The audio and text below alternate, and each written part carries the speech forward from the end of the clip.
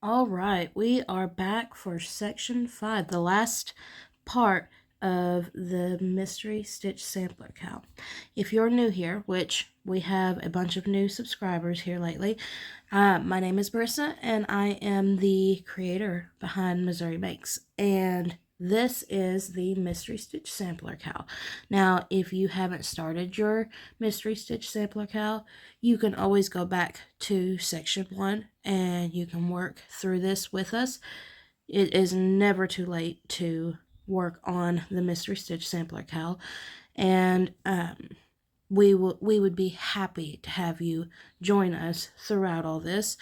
But we are on the final section for the mystery stitch sampler cowl, and I am going to go ahead and get into things. A little information you may need to know if you haven't started your cowl yet is this is a video tutorial for the mystery stitch sampler cowl, but we do not, or I do not, give you exact numbers or rows for each section. If you would like the exact number of rows and stitches and stuff, then you can go and find the PDF pattern over in my Ravelry or my Ko-Fi. Either one is good with me.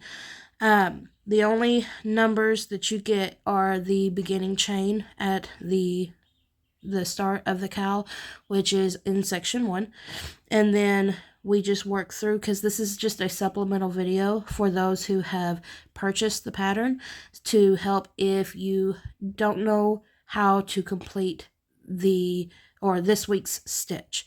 So I've made these videos to help those who need a more visual experience, because I am a visual learner and I want to be able to help everybody that needs it. So let's go ahead and get started on section 5. I got my computer up here so that I can look and see where we're at. Okay, so I have cut my yarn. Now, if you are using a color changing yarn, self-striping yarn, whatever, you don't need to cut your yarn. But I am using 2 different colors. I am using green and red here. And so I am cutting my yarn after each section to kind of color block my piece. So I've already cut mine for section 4. And I'm going to attach my red for section 5. I'm trying to figure out, because this piece has gotten pretty big, I am trying to figure out how to handle this so that I don't bump the camera. Leave a long enough tail to hide. Okay, so we have attached our color, or my color I have attached. Now we are going to start the row off with a chain 2. 1, 2. Okay, so it says to double crochet into the same stitch because that chain 2 does not count as a stitch. Okay, let's see. We'll try it like this. And I'm going to crochet over my tails a little bit, not all the way, but just enough that they're kind of more in the center of my work, because later on I will show you how to hide them so that we don't have to weave them in. Because I don't know about you, but I've got quite a few tails here and I don't feel like weaving them in. So it says to double crochet in the same stitch, and then now we are going to start our repeat. Our repeat says to skip 1 stitch. So we're going to skip this stitch and we're going to double crochet into the next stitch. Okay. Like that. And then it says working from behind, yarn over, insert your hook into the skipped stitch. So we're going to take our hook and go from behind and insert our hook into that skipped stitch, and then we're going to complete a double crochet. So a double crochet would be yarn over, pull through, 3 loops on our hook, yarn over, pull through 2, like that. Okay, so that is the end of our repeat. So we are going to go back to the beginning of the repeat where it says to skip one stitch, which is this stitch here, and we're going to double crochet into the next stitch like that. And then we're going to go from behind and work a double crochet into that skipped stitch, just like that. That's a cross stitch. All right, so you are going to repeat this until you have 2 stitches left. So I am going to skip one stitch and work a double crochet into that very next stitch. And then I'm going to go from behind and work another double crochet into the skipped stitch. One more time.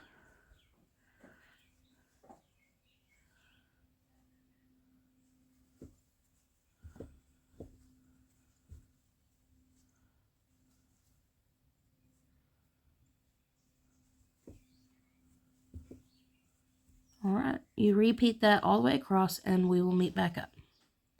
All right, I am here at the end and I have my 2 stitches left, and the pattern says to place 1 double crochet in 2 stitches. Now, why did I choose to do 2 stitches here at the end instead of another cross stitch? Well, because when you look at the cross stitch here, you see how it kind of goes in. If I were to have put another cross stitch here, it would have made the side of it kind of go in, and it wouldn't be kind of flat here. It wouldn't be even. And I am OCD, and I like my things to be a certain way. If you don't mind that being a little uneven, you go right ahead. It's not going to hurt your project. For me, myself and I needed to do it like this so that my OCD, so it didn't bother my OCD. That is why I chose to do it, because this side we have a double crochet to keep our side even. And so this side, I chose to keep my side even. And so that's why I did it. You can choose to do another cross stitch. That is perfectly fine. Let's go ahead and go on to the next row. All right, so the next row starts us off with a chain 2. So we're going to chain 2, and it says to double crochet in the same stitch, because that chain 2 does not count as a stitch, right? And then it says 1 double crochet in the next stitch. And why we do that is because I chose in this pattern to have my cross stitches on top of each other instead of in between, so that they were even. So that's why I chose to do it. If you like yours offset, you can do it that way. It's not that big of a deal. Let's go ahead and start our repeat, which will be the same as last rows. You're going to skip this stitch here. You're going to work a double crochet into the next stitch. And then you're going to work a double crochet. You're going to go from behind and work a double crochet into that skipped stitch, just like that. And then you see you've got these 2 stitches here that make up for your cross stitch from the previous row. You'll skip 1, double crochet in the next. You'll work from behind and place a double crochet into that skipped stitch to create a cross stitch, and that way they're on top of each other. And you're just going to repeat this all the way across, and you'll have 1 stitch left at the end of your row. Go ahead and repeat, and we'll be back. All right, so I have finished my row. I've got 1 stitch left here. Then I'm going to place my double crochet in to keep my edge clean. And that is all for this section. You're going to repeat those 2 rows until you have a specific or specified number of rows written in the PDF pattern, and that's it. I mean, you take and you put your border row on after you get your specified number of rows, and then we have a bonus section. So you go ahead and do your part, and then we'll come back and do the bonus section. Make sure you put your border row on, like what we have here. Make sure you put your border row on, and then we will come back and do our bonus section. Okay, so for time purposes, I went ahead and just did a couple rows and then put my border on so that I could go ahead and go to the bonus section. This section, the reason why I didn't count this as a week is because this is basically a filler. You do not have to do this to complete the cowl. This is me wanting to add some extra length to my piece before I sewed everything together, because I wanted a longer scarf. And so you don't have to do this section. This is just kind of a filler. And what we're going to do is we're basically just going to double crochet. And I will tell you, I did 6 rounds of double crochets to just add some extra length into my scarf, and that right before I was ready to sew, because I just wanted some extra length. If you don't want just plain double crochets, you can do this section longer, or you can take and do any of the sections we have done previously and put in another section, and that's perfectly fine too. You will have to think about your yarn usage, but you should be fine, because it don't take much to sew up your piece. And so I still had a little bit of yarn left over after my filler section, plus sewing everything. I still had a little bit left that Eliana took and played with. So I think you'll be fine if you decide to add something like this to your filler as your filler section instead of plain double crochets, but that is all up to you. Now, what we're going to do, we're going to start off with a chain 2, and I'm going to just double crochet into that same stitch, because like throughout the rest of the pattern, the chain 2 does not count as a stitch. And then we're just going to double crochet all the way across.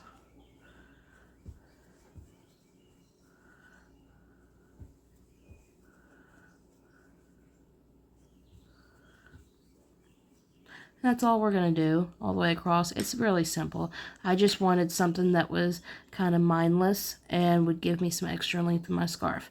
If you don't care about the extra length, you can go ahead and skip this part, and we will come back for the sewing of the scarf. I guess it would be a cowl if it's sewed together. You don't have to sew yours together, but I chose to sew mine together. But you can leave it as a scarf, or you can make it into a cowl, or cowl, sorry. And so you go ahead and do what you're going to do, and we will come back and work on the sewing part.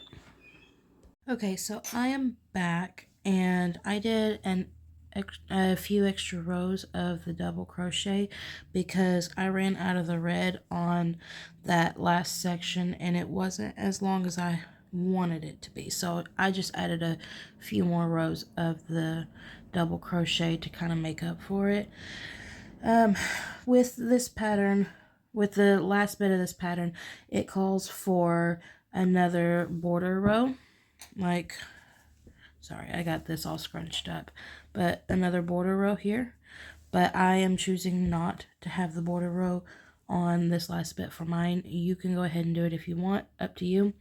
But I am going to go ahead and go on to the sewing part. Now, this is completely optional. You do not have to do this to complete the pattern. Technically, we are done. If you want a scarf that you can wrap around your neck, you're done. Congratulations, you completed the Mystery Stitch Sampler cowl. If you want to go ahead and go on and do what I'm doing here, then stick around and maybe you can learn a new technique for sewing your edge up, or next we're going to be sewing the sides up and making it a double thickness. So I wanted mine to be an infinity scarf, and so that's what I'm doing now. You can call it a cowl, a scarf, whatever, but I wanted it to be one continuous circle. So one thing you will notice with this pattern is we started with this ribbing here. And this ribbing, if you lay this up against this double crochet rows, it is significantly smaller. Now, before you do the sewing of this, I always recommend washing and blocking your piece. Now, I did my first sample, but I washed and blocked it before I sewed it together because I figured it would dry quicker if it was one layer instead of two. Like this, once you sew this, you're going to have one layer on top of another. So I did my washing and blocking before I sewed it together. Now, washing and blocking it will not make this the same width as this completely, but it will help relax the fibers and the stitches so that it is a little bit, it's going to be closer to the same size. But one thing you will notice, this stitch count for the double crochets and this stitch count for the ribbing are both the same. So even though this is not the same width, you will still have the same amount of stitches going across sewing it together. So that is not something you're going to have to worry about. You can go ahead and wash and block it and come back to this part of the video and we'll get going on this together, or you can just sew this up with me and then you can wash and block it when you're done. It will take longer to dry, but it will dry if you put it. You can take and hang it up outside, or if you want, you can take and lay it out on a blocking mat or on your washer and put a fan on it. It don't matter. However you plan on washing it, you do it. You do you, boo. And we will go ahead and go on to this section here, or this part. Now, in the pattern, it says, before you break your yarn. So I did my double crochet rows, and I still have my yarn attached. You're going to place both ends together, the beginning and the end. You're going to place together, and you want the right sides facing each other.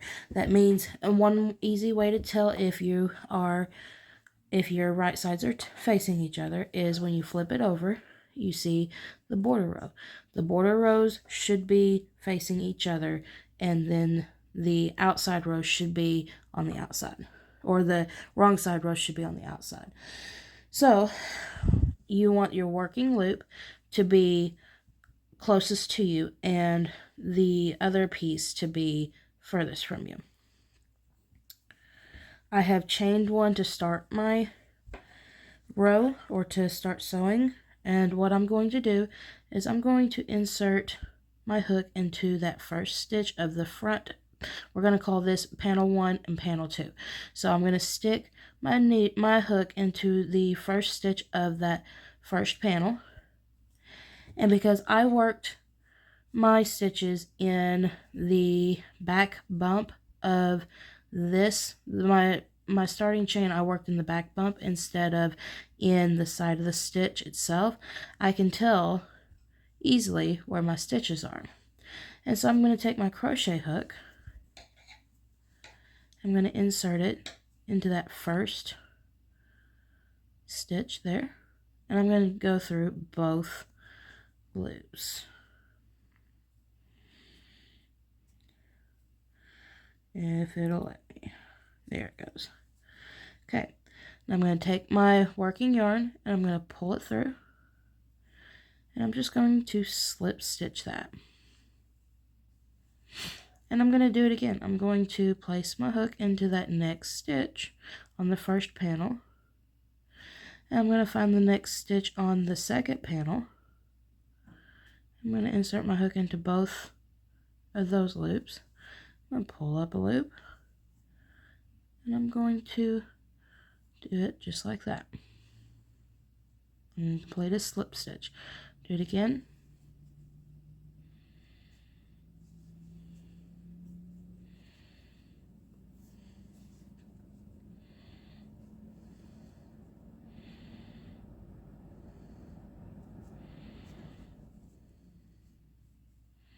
Alright, you go ahead and do that and we will come back.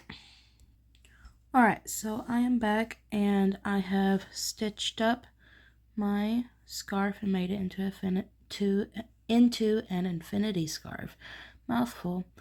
And this is my right side. This is my wrong side. Wrong side does not look bad either, but it has just a little seam here. Okay, so next, for mine, I chose to fold it in half shortways. What I mean by that, let me take my hook out. I'm going to try to do this without knocking the camera over. So you see you have your piece here, and I just took and folded that bottom part in and matched up my sections. So I have my double crochet row, and I took and matched those up and matched all of my sections up together. And I'm going to crochet across here now so that I have a double thick infinity scarf. And one of the reasons I did this is because for me, this is a really thick scarf, and I felt like it was too much fabric for around my neck, because at 50 inches, your infinity scarf should be roughly 50 inches, and you should be able to take and wrap it twice if you wanted to. And so, and you may get a little extra length out of it when you go to wash it. If you stretch it out some, you may get a little extra length out of it. Also, if you did these rows longer than what is specified in the pattern, then you'll get extra length out of it. So you could take and double wrap this if you wanted to. And with that, it just seemed like a little too much length here for me. So I folded mine in half so that I have half of the length. And I'm going to stitch around here. And the awesome part about this pattern is I took, and before I broke my yarn for for the bonus section, I took and sewed up my end and didn't have to cut my yarn. And now I have folded it in, and I'm going to sew across the edge here, and I'm still not going to have to break my yarn. So that's that many less tails that I have to hide. And I'm going to show you a little trick whenever I'm going across here, how to hide your tails even more, so that all you have to do is hide 1 or 2 tails, and that's it. So let's go ahead and get started. So I'm going to take my working yarn. Now I'm going to take and chain 1 to get started, because I had that last stitch there that I did at the end, and I'm going to try my best to make sure this stays in camera. It's a big piece and I have a little tripod, so it's going to be fiddly, but bear with me. So I have my end here from the beginning whenever I started this. I'm going to take and tuck that in before I even get started. I'm going to take my pieces and I'm going to line them up together so that everything stays, so nothing's offset. And I'm going to insert my hook right there. Now, one thing you have to remember with this is you're working on the side rows. You don't have specific stitches like the loops on top of your stitch. You don't have that with this. So this is pretty much a guessing game.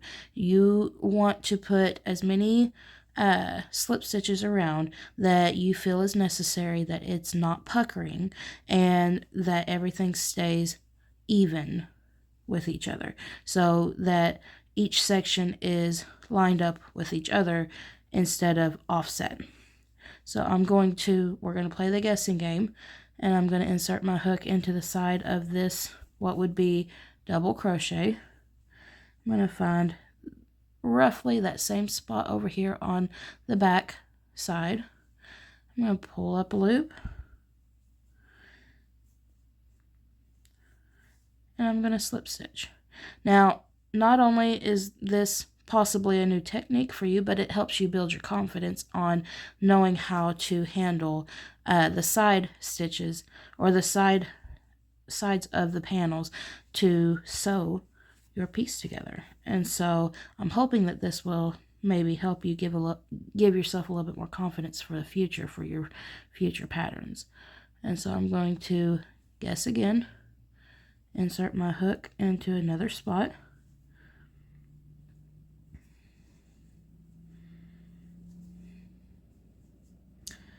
Now we're going on to what looks like the next row. You can go into this like this and do it.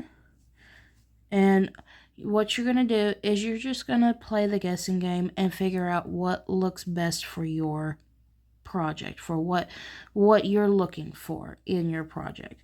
And so if you don't like sticking your hook into that big hole, then take and stick it into the side of the stitch like that, inside of the stitch, and put it in there instead of putting it in the hole itself.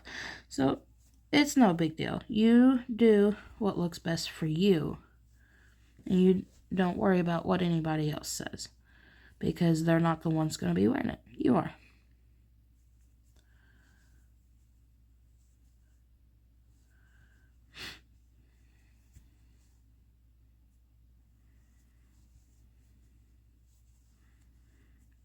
And the great thing about this is, okay, I'm going across doing this. If I decide that it looks wonky, or if I decide that it's starting to pucker, or if I have gotten offset with each section, I can always easily take out a few stitches and recalculate and do things differently so that everything lines up the way it's supposed to. It's not that big of a deal. They're just slip stitches.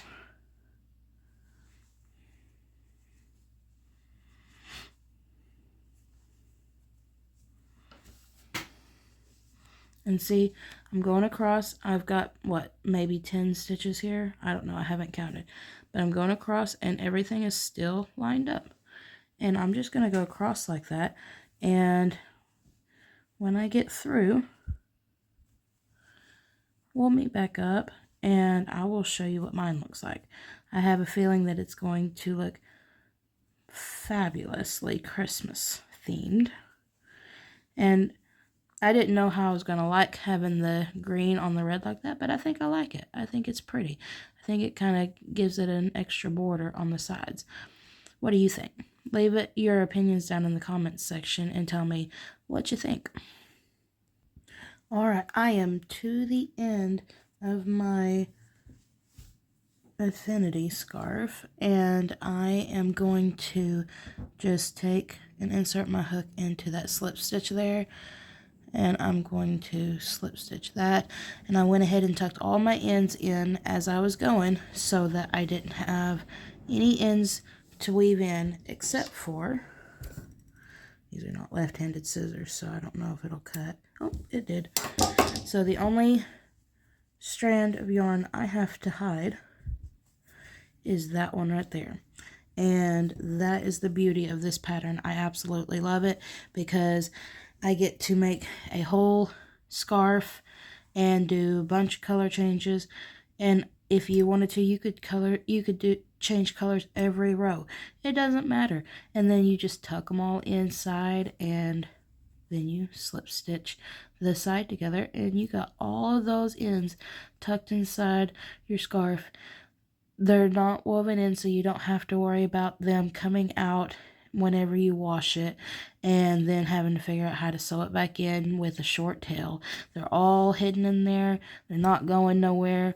And if for some reason you think that one of your sections is coming apart, it's an easy fix. You just take and find this end here, and you can unravel it and go in and fix it and slip stitch it back together, and you ain't got to worry about nothing. So this is an awesome pattern. Stay tuned for the end of the video, and I will show you the full scarf modeled on my mannequin. Probably won't model it on me because I'm not much for picture taking at the moment, being 37 weeks pregnant. But yeah, by the time this video comes out, I am hoping that the baby will be here. But I am editing these videos and getting things done as quick as possible. So all I have to do is push a button when it comes time to send out each section, because I will most likely be focused on baby for a while. So I'm trying to get things done quickly. But yeah, that's what we got here. Congratulations on completing your mystery stitch sampler. I hope that you enjoyed it, not just for the finished piece, but for learning new stitches and techniques as you went along. So I hope there was something in here that you learned in the process of all this.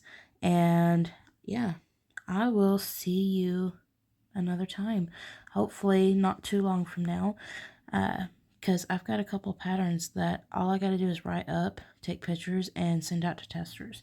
I've got them finished, and so I just got to get on the move and get them sent out to testers. So hopefully here soon you will see some more patterns from me, and I'll talk to you later. Y'all have a wonderful day. Bye.